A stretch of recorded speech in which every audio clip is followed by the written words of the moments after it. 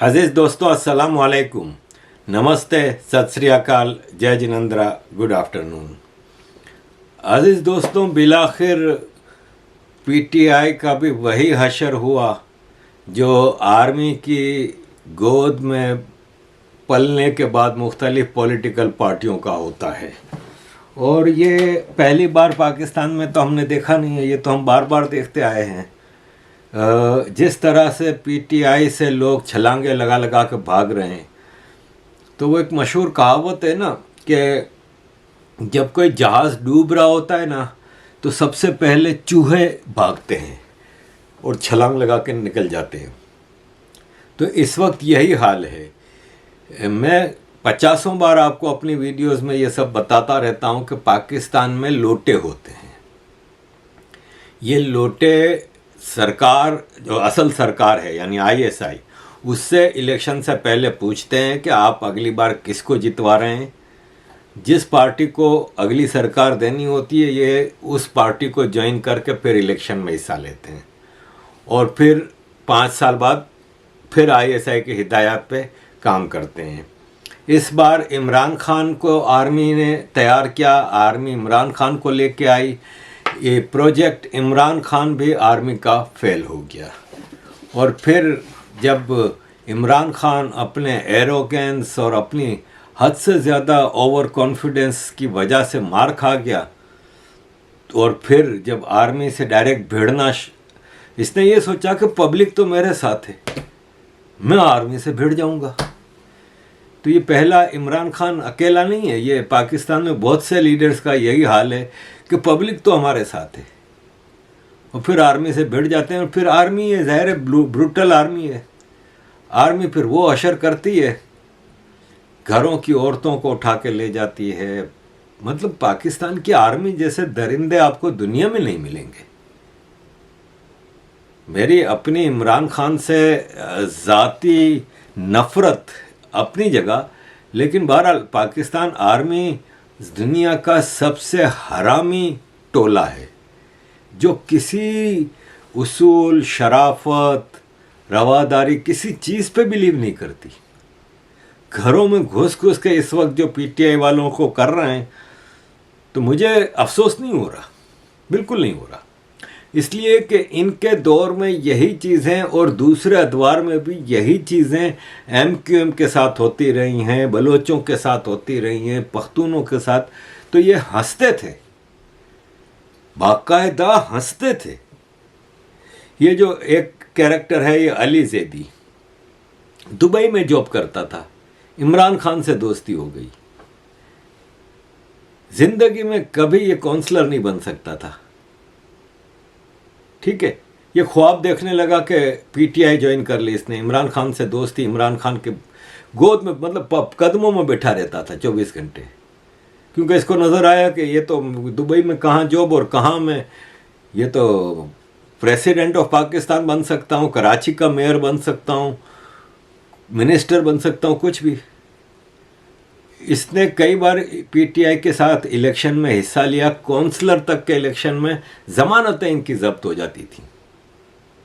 और फिर 2018 आया, जब आर्मी ने पीटीआई को लॉन्च किया और कराची से 22 एमपीए, 14 एमएनए जितवाए, तो उसमें एक अली ज़ैदी को भी जितवाया। अब जब जीत के ये कराची के सारे आए टोला इमरान खान के पास, अब बंदर बांट हो रही है। इमरान खान अपने दोस्तों को अब नवाज रहा है। तो एक दोस्त को प्रेसिडेंट ऑफ पाकिस्तान बनाया, आरिफ अलवी, वो भी कराची से। एक दोस्त इमरान इस्माइल को गवर्नर सिंध बनाया, वो भी कराची से। इस तरह अली ज़ैदी, उसको पोर्ट एंड शिपिंग का मिनिस्टर बनाया। एमक्यूएम के ऊपर जब 2016 में ऑपरेशन हो रहा था, तो अभी इमरान खान के बंदों के साथ तो वो हो नहीं रहा जो एमक्यूएम के साथ हुआ था। भाई अभी भी इमरान खान की स्पीचेस चल रही हैं, तकरीरें कर रहा है, इंटरव्यूज़ दे रहा है, सोशल मीडिया पे छाया हुआ है। एमक्यूएम के लीडर अल्ताफ़ हुसैन के ऊपर पाबंदी सुप्रीम कोर्ट के ज़रिए, लाहौर हाई कोर्ट के ज़रिए, कि अल्ताफ़ हुसैन की तस्वीर टीवी पे नहीं दिखाई जा सकती, उनका नाम नहीं लिया जा सकता।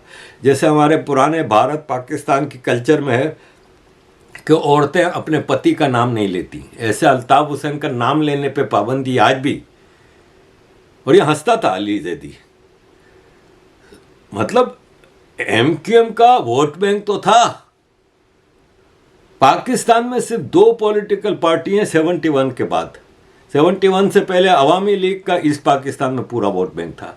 बाकी 71 के बाद 2 पॉलिटिकल पार्टियां जिनका वोट बैंक है कहीं भी। एक है पीपल्स पार्टी जिसका वोट बैंक अंदरूनी सिंध है। इन्होंने जब भी पीपल्स पार्टी को अंदरूनी सिंध में हराया है तो भरपूर रिगिंग से हराया है, अदरवाइज कभी भी हरा नहीं सके। ये किस तरीके से है, हालांकि जालिम जागीरदार हैं पीपल्स पार्टी के, जिन्होंने अंदरूनी सिंध आम सिंधियों को गुलाम बना के रखा हुआ है। लेकिन बहरहाल इलेक्शन में इनका वोट बैंक है उधर, उन जागीरदारों का। और एक है एमक्यूएम। जब से एमक्यूएम बनी है 1984, इसके बाद से एमक्यूएम ने जितने इलेक्शन में हिस्सा लिया है भरपूर जीती है अपनी सीटें। पीपल्स पार्टी को तो रिगिंग करके भी ये हरा सके, एमक्यूएम को तो रिगिंग करके भी कभी नहीं हरा सके। इनको जब एमक्यूएम को बाहर रखना होता था इलेक्शन प्रोसेस से तो एमक्यूएम को बाइकआउट पे मजबूर करते थे। जैसे 1993 के जनरल इलेक्शन में बाइकआउट पे मजबूर किया। लेकिन फिर इंटरनेशनल मीडिया ने जब देखा, इंटरनेशनल इलेक्शन ऑब्जर्वर्स जो पूरी दुनिया से आए थे वो देखने गए तो पोलिंग बूथ कराची जैसे शहर के खाली पड़े थे। 3 से 4% वोटिंग रेशो रहा। वो सीटें जहां से एमक्यूएम के कैंडिडेट 1-1, 1.5 लाख वोट लेके जीतते थे, वहां से 900-700 वोट लेके कैंडिडेट जीता। तो फिर आर्मी ने एमक्यूएम को अलाउ किया 2 दिन बाद प्रोविंशियल असेंबली के इलेक्शन में। और एमक्यूएम की 28 सीटें हुआ करती थी। 90 के इलेक्शन में 28 सीटें थी प्रोविंशियल असेंबली की। एमक्यूएम ने 93 में 2 दिन के बाद इलेक्शन में जब इजाजत मिली हिस्सा लेने की, 27 सीटें जीती। इसी तरह 2001 में मेयर के इलेक्शन के लिए एमक्यूएम की मुशर्रफ से नहीं बनी।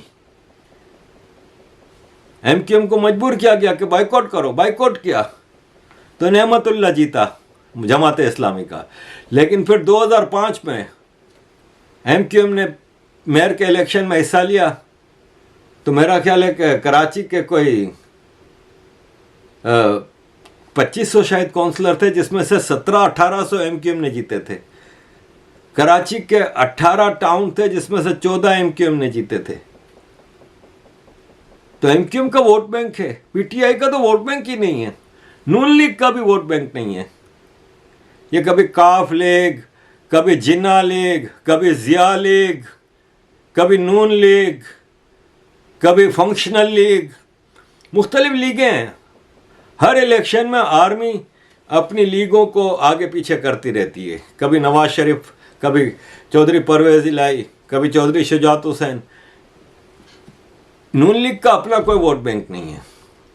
इसी तरह पीटीआई का कोई वोट बैंक नहीं है। ये लोटे आर्मी और इमरान खान की कैरिज्मेटिक पर्सनालिटी, पाकिस्तानी अवाम है तो फारिग ना। फिर इमरान खान ने अचानक इस्लाम को यूज करना शुरू किया। इय्याका नअबुदु व इय्याका नस्तईन। पागल अवाम है, क्या मैं गाली दूं।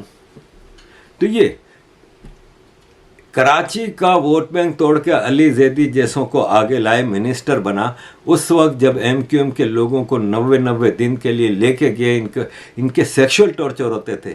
और उस वक्त ये टीवी पे प्रोग्रामों में आता था अली जैदी, तो हंस के कहता था टेररिस्ट हैं साले, कुछ तो गुनाह किया होगा जो आर्मी इनको आज उठा रही है। ये इसके अल्फाज होते थे। आज आर्मी इनको उठा रही है, कुछ तो गुनाह किया होगा, गद्दार हैं ये पाकिस्तान के। आज उसी अली जैदी को उठा के ले गए। 3.5 साल ये मिनिस्टर रहा, 1 घंटा बीमार नहीं रहा। मजे से अय्याशी से प्रोटोकॉल में माल बनाता रहा। जैसे ही गिरफ्तार वैसे ही बीमार। अदालतों में पर्चियाँ जा रही हैं कि बीमार हूँ, कमर का दर्द है, डायबिटीज़ है, ये है वो है, बीमारियाँ 25 बीमारियाँ गिनवा दी। अदालत ने कहा अच्छा इसको जेल से निकाल के इसके घर को सब जेल बना दो। अब वहाँ पे जब सब जेल तुम्हें थोड़ा मौका दिया है तो इंसान बनो। वहाँ पे प्रेस कॉन्फ्रेंस कर रहे हैं कि जो किया 9 मई को आर्मी के कोर कमांडर के घर पे अच्छी बात नहीं है, ये है वो है, लेकिन ये पीटीआई वाले कर ही नहीं सकते। और मैं तो इमरान खान के साथ हूँ, मुझे अगर इमरान खान से अलग करना है तो यहाँ गोली मारो। 1 घंटे बाद आए पुलिस वाले, रेंजर्स वाले सब, चल भाई तुम्हारे घर को जो हमने जेल बनाना था ना वो ख़त्म, तुझे तो हम जैकबाबाद लेके जाएंगे, जैकबाबाद की जेल में रखेंगे। बोले जैकबाबाद क्यों, कराची से इसको जैकबाबाद? बोले जैकबाबाद में है ना, एक तो दुनिया का सबसे गर्म इलाका है, दुनिया में टॉप के जो गर्म इलाके हैं ना उनमें एक जैकबाबाद है। हमेशा 40+ तो रहता ही रहता है, 50+ तक जाता है। दूसरा वहाँ पे इलेक्ट्रिसिटी बहुत कम होती है, तो जेल में इसको ज़रा हमें टॉर्चर नहीं करना पड़ेगा, नेचुरल टॉर्चर होगा। तो फिर मुझे इनका अफसोस कैसे होगा? जब ये MQM वालों की माओ बहनों को उठाया जाता था तो ये हंसता था टीवी पे बैठ के, और मेरा उस वक्त दिल रोता था कि यार जितनी भी पॉलिटिकल मुखालफत हो, तुम आर्मी की गोद में बैठ के ये समझते हो कि तुम जीत जाओगे। ये आर्मी किसी की नहीं है। तुम हमें जेलों के धमकियां देते हो, डालो जेलों में, जिस मर्जी को डालना डालो, लेकिन मुझे आपके आंसू अभी से नजर आ रहे हैं। जिस दिन आपको जेल में जाना पड़ा, आपने रोना है और आपके आंसू पोंछने वाला कोई नहीं होगा। फिर हम में से ही होगा, मैं हूंगा इंशाअल्लाह। ये परवेज रशीद होगा, ये रजा रब्बानी होगा, ये ऐसे लोग, मार खाए हुए लोग किसी को तकलीफ नहीं देते। मार खाए हुए लोग कभी किसी को तकलीफ नहीं देते, उनका काम ही आंसू पोंछना है, वो आंसू निकालते नहीं है। ये सारे आंसू पोंछने वाले लोग यहाँ पे बैठे हुए। अभी देखना तमाशा क्या लगता है तुम्हारे साथ। तुम्हें भी भुगतना पड़ेगा, और यही हुआ। आज ये भुगत रहे हैं। यही शिरीन मजारी थी जो MQM वालों के ऊपर हंसती थी जब भी MQM वालों के साथ ज्यादती होती थी। ये जब ह्यूमन राइट्स की मिनिस्टर थी इमरान खान की कैबिनेट में 3.5 साल, 50 बार MQM वाले इनके पास गए कि हमारे मिसिंग पर्सन, औरतें गईं, बच्चे गए, ये मिलते तक नहीं थे कि नहीं आर्मी ने उठाया है तो कुछ तो आपने गलत किया होगा। तो फिर आज आपको आर्मी उठा रही है तो आपने भी कुछ गलत किया होगा। फिर ये कॉन्सेप्ट, ये लॉजिक आप ही ने दिया था ना, तो आज इसी लॉजिक के तहत आपने भी गलत किया होगा तो ही आर्मी आपको उठाती है। तो आज अब सब जान छोड़ छोड़ के जा रहे हैं क्योंकि सॉफ्टवेयर अपडेट हो रहे हैं। लोगों इनकलाब मुबारक हो, फौजियों से जान छुड़ाएंगे, फैसला आवाम करेगी, कोई और फैसला नहीं कर सकता। इस मुल्क में 4 जर्नैल, 1 जर्नैल इस कौम का फैसला नहीं कर सकते। कोर कमांडर लाहौर का घर आप देख ले, अवाम फैसला आवाम कर रही है। मैं इस हक में नहीं हूँ कि लोग तोड़ फोड़ कर रहे हैं, लेकिन अवाम का जो इन्होंने हाल किया है, अब ये इनकलाब आएगा। जी अस्सलाम वालेकुम। मैं आपसे चंद गुजारिशात करना चाहता हूँ। जैसा कि आपको पता है लिबर्टी में उस दिन एहतजाज हुआ 9 मई को, और सब लोग वहाँ पे इकट्ठा होना शुरू हुए।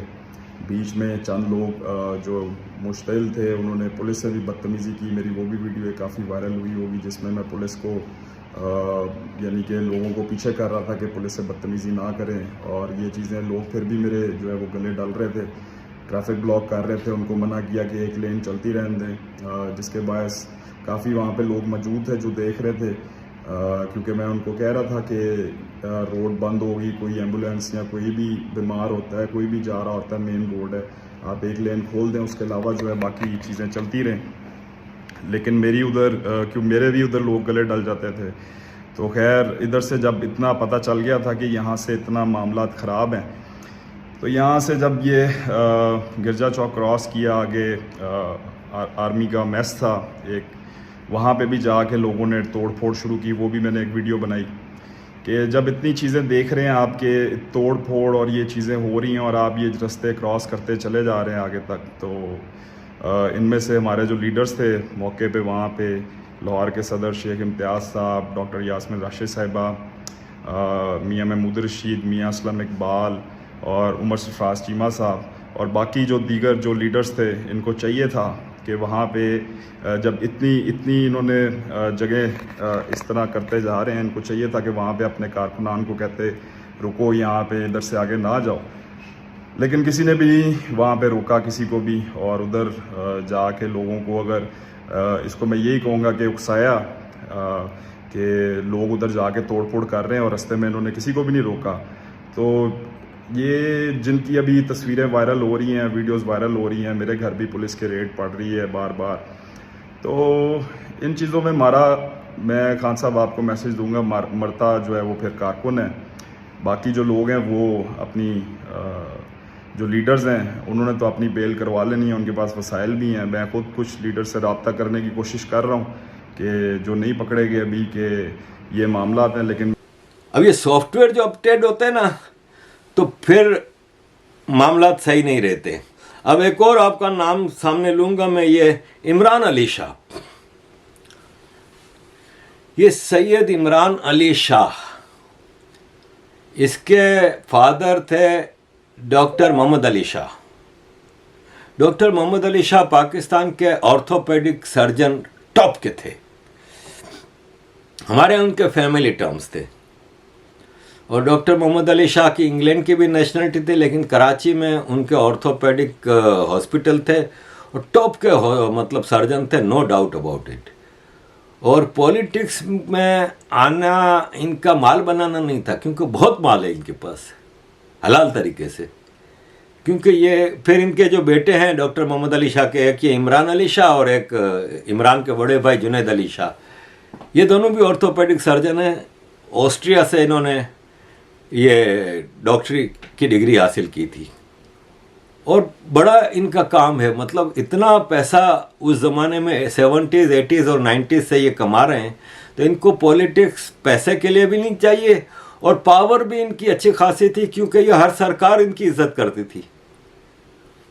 और जब MQM की गवर्नमेंट आई तो MQM ने इनसे पूछा था, इनके फादर से, कि हम आपको मिनिस्ट्री देना चाह रहे हैं, तो आपको हेल्थ मिनिस्ट्री देते हैं।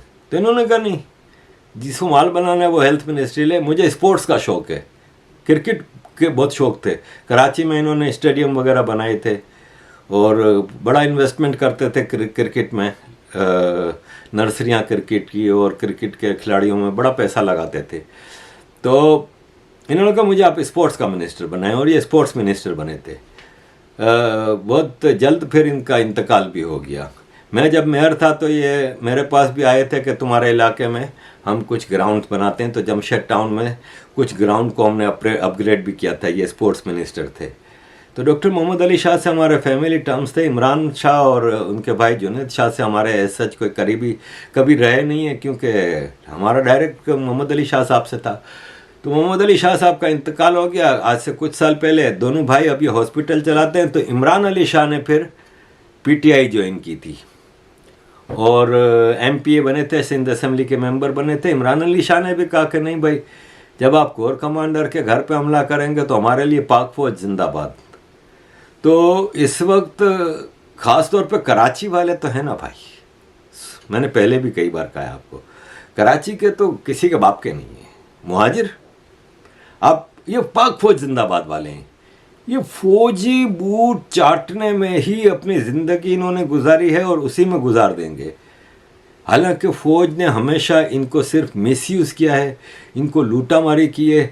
जबकि ये देखते हैं, अच्छे खासे पढ़े लिखे कराची वाले होते हैं, जब ये देखते हैं कि सारा डेवलपमेंट वर्क तो लाहौर में हो रहा है, पैसा इनका है, इनको एक ट्रांसपोर्ट सिस्टम तक नहीं दिया, इनको एक पानी का, घर में नलके में पानी नहीं आता।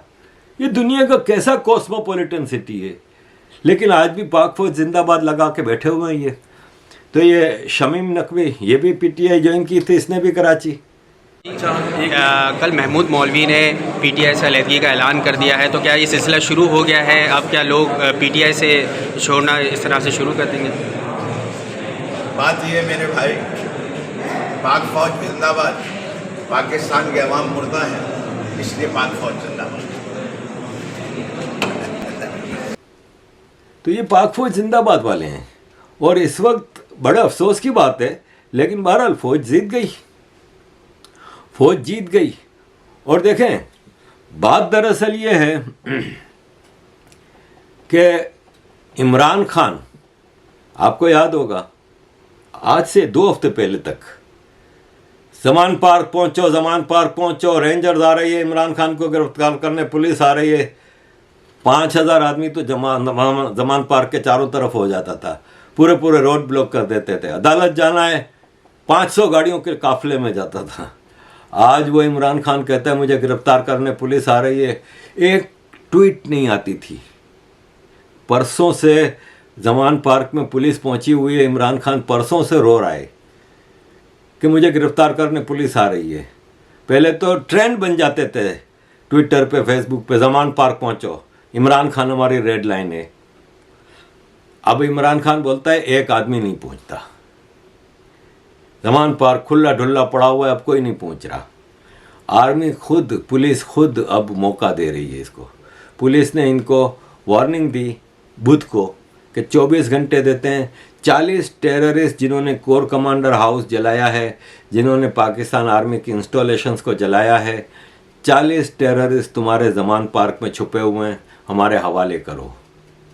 इसने कहा 4 पुलिस वाले आ जाएं, वारंट लेके, मैं इजाज़त देता हूँ। और इसने क्या कि इंटरनेशनल मीडिया को बिठा दिया, और ताकि इसके अंदर बैठे हुए टेररिस्ट जब पुलिस आए उनके ऊपर हमला करें, और शो ये किया जाए कि आर्मी ने, फिर आर्मी और पुलिस इस बार बहुत गुस्से में बैठे हुए हैं, कयामत ढा देते और फिर इंटरनेशनल मीडिया दिखाता कि इमरान खान के ऊपर हमला कर दिया। हुकूमत ने, पंजाब हुकूमत ने कहा नहीं, हमने आपको 24 घंटे का टाइम दिया है। अब ये पीछे से भगा रहा था उन टेररिस्टों को। 8 टेररिस्ट जमान पार्क के पीछे के कैनाल से पकड़े गए भागते हुए। ये वो टेररिस्ट हैं जो कोर कमांडर के घर में घुस के आग लगा रहे थे, और अभी भी मजीद हैं। पंजाब पुलिस ने कहा है कि फ्राइडे हम इमरान खान के घर में घुसेंगे और गिरफ्तार करेंगे। नैब में पेशी थी, थर्सडे को इमरान खान की नहीं गया। आपने इंडियन फिल्में कितनी देखी हैं? मिसाल ले लें किसी भी फिल्म की, सड़क फिल्म थी एक संजय दत्त की। सड़क फिल्म में एक कैरेक्टर था महारानी। आखिरी सीन हर फिल्म का इंडिया की यही होती है। आखिरी सीन क्या होता है? जो सबसे बड़ा गुंडा होता है ना, इसके गुंडों का जो टोला होता है ना, जब हीरो आता है लड़ने तो उसके टोले के छोटे छोटे गुंडे मुकाबला करते हैं, फिर ख़त्म होते जाते हैं। फिर एक होता है कोई चाइनीज़ या बॉडी बिल्डर, फिर वो लड़ने आता है हीरो से, वो हार जाता है। फिर गुंडा जैसे महारानी खुद कमरों में छुप रही थी और अपने जो बॉडी बिल्डर पाले हुए थे उनको, जा तेरा बाप आया है, जा उससे लड़, और फिर खुद इधर उधर छुपती थी कोने में, और फिर आखिर में उसकी फाइट होती थी। वांटेड फिल्म, गनी भाई सलमान खान से आखिर में सारे गुंडों को लड़वाता है सलमान खान, एक एक करके सबको मारता है, आखिर में फिर ये खुद मुकाबला करता है। इस वक्त यही हाल इमरान खान का है। इसके सारे गुंडे सारे या तो गिरफ्तार हो गए, या पार्टी छोड़ के चले गए, या हाइडिंग में अभी अकेला बैठा है। तो ये इसका हाल हुआ है। और अब पीटीआई अभी अपनी इज्जत बचाने के लिए बार बार अपने तौर पे, अब मेरे को गिरफ्तार करने आ रहे हैं, अब मेरे को मार देंगे। अभी तक तो तुम्हें मारा नहीं भाई, तुम तो कह रहे थे मेरी जान ले लेंगे, अब क्या है? अब तो कोई नहीं है तुम्हारे आगे। तुम्हारी red line, black line, grey line, सब लाइनें ख़त्म हो गई। और अजीज़ दोस्तों, मिसिंग पर्सन के ऊपर रो रहे हैं कुछ अभी भी। पंजाबियत इनकी देखें, पंजाबी शाउनिज़म। मैं इसीलिए बार बार पंजाबी सिविलियंस को भी टारगेट करता हूँ कि इनका जहन शाउनिस्ट है। ये आप देखें, ये कह रहा है कि पंजाब में मिसिंग पर्सन बढ़ते जा रहे हैं। आप क्या पंजाब को भी कराची और वजीरिस्तान बनाना चाह रहे हैं? बात बड़ी वाज़ेह है, आज बड़ी तकलीफ से बात हुई है। मैं कोई तकरीबन 3 हफ्ते इंग्लैंड रह के आया हूं, और वहां पर रूल ऑफ लॉ की बात बड़ी हो रही है। मैंने अदालत को यही बताया है कि बहुत कंसर्न है पाकिस्तानियों का और हम बड़ा ध्यान रखते हैं, हमें पाकिस्तान अजीज है। पाकिस्तान के अंदर जो कुछ हो रहा है, क्या मैंने तो आज कहा कि अगर लापता अफराद है तो क्या इसको कराची बनाना है? यहां अगर किसी ने जुर्म किया है, पकड़े उसको, लेके जाएं, जेल में लेके जाएं, जो मर्जी करें, कानून के मुताबिक काम करें। तो ये लापता अफराद के आज कोशिश पूरी थी कि लापता अफराद के खाने में डाल दिया जाए, तो हमने बड़े रेजिस्टेंस दिया कि लापता अफराद का कोई ताल्लुक नहीं। इमरान रियाज यहीं से, इस सरजमीन से है, इसे लाहौर और पंजाब ही रहने दें, इसे कराची ना बनने दें, या इसे हमारे जो वजीरिस्तान के इलाके है वो ना बनने दें। और ये जरूरी है।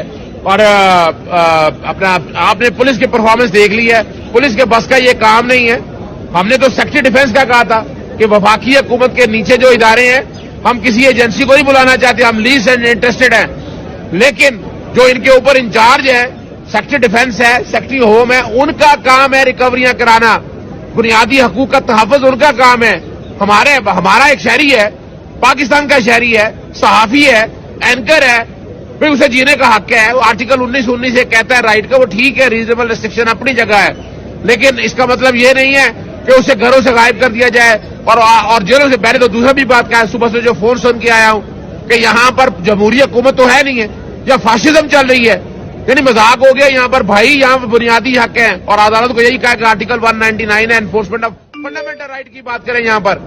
और अब हमें बड़ी उम्मीद है, आज अदालत के सामने 12:15 बजे हम पेश करेंगे जो पाकिस्तानी कवानीन है और केस ला है, जिसके मुताबिक ये है कि अदालतें कहां तक जा सकती हैं। हमें लापता अफराद की तरफ मत लेके जाएं, खुदारा। ये पंजाब है, ये लाहौर है, इसे लाहौर और पंजाब रहने दें, इसे कराची मत बनाएं। बेगैरत ये जानते हुए कि कराची से मिसिंग पर्सन हजारों उठा लिए हैं इन्होंने, आज तक नहीं वापस कर रहे। 2015 से 2016 से 8-8, 9-9 साल से, और कंपेयर कर रहे हैं पंजाब से। सुनिए तो अजीज दोस्तों, इसलिए मैं बार बार कहता हूं कि ये जो पंजाबी शाविनिज्म है ना, ये पाकिस्तान को ले डूबेगा। और पाकिस्तान अब आज नहीं तो कल नहीं तो परसों यही पंजाबी शाविनिज्म ईस्ट पाकिस्तान को बांग्लादेश बना बैठा, यही पंजाबी शाविनिज्म बलोचिस्तान को आज़ाद बलोचिस्तान बनाएगा। ईस्ट पाकिस्तान में मार्शल लॉ के नाम पे आर्मी भेजी थी। आज तक बलोचिस्तान केपीके में एफसी होती थी, फ्रंटियर कांस्टेबलरी, अब तो डायरेक्ट आर्मी भेज दी है। डेमोक्रेसी में डायरेक्ट आर्मी का क्या ताल्लुक? डायरेक्ट आर्मी भेज दी, कोई रेंजर्स नहीं, कोई एफसी नहीं, वो भी आर्मी थी लेकिन नाम थोड़ा फर्क था। अब तो डायरेक्ट भेज दी कि हाँ भाई ये लो, आर्मी के हवाले। तो अजीज दोस्तों, ये इस वक्त सिचुएशन है, पाकिस्तान ने टूटना है, वो बहुत जल्द टूटेगा। और इसको तोड़ने में हमारी आर्मी के किरदार है, हमारे पंजाबियों का किरदार है। पंजाबी इंटेलेक्चुअल्स अपने आप को पाकिस्तान में सुपर रेस समझते थे और हैं अभी भी अपने आप को सुपर रेस समझते हैं। पंजाबी इंटेलेक्चुअल ले लें, इवन पंजाबी यहाँ पे बैठे हुए हैं यूरोप में जो आर्मी को गालियाँ दे रहे हैं, वो भी आज अपने आप को मुहाजिरों से, सिंधियों से, बलोचों से, पख्तूनों से काफ़ी ऊपर का समझते हैं। हालांकि 2% का इनका विस्डम नहीं है, ज्ञान नहीं है, कॉमन सेंस नहीं है, इंसानियत नहीं है, बेसिकली इंसानियत नहीं है इनके अंदर। साला पाकिस्तान में 1 पैसे का इनका कंट्रीब्यूशन नहीं होता, सबसे ज्यादा लूटमार पंजाब करता है। और बाकी कौमों को जो जिनका खाते हैं साले, ये पंजाबी सिंध और बलोचिस्तान का खाते हैं और उनको अपने नीचे समझते हैं, सिर्फ इसलिए कि हराम के बच्चे ज्यादा पैदा होते हैं वहां पे, सिर्फ इसलिए कि वो ज्यादा आबादी है। तो अजीज दोस्तों, आज पूरी दुनिया में इन पंजाबियों को इंग्लैंड में सेक्स ग्रूमिंग गैंग कहा जाता है, पूरी दुनिया में टेररिस्ट माना जाता है, भिखारी माना जाता है।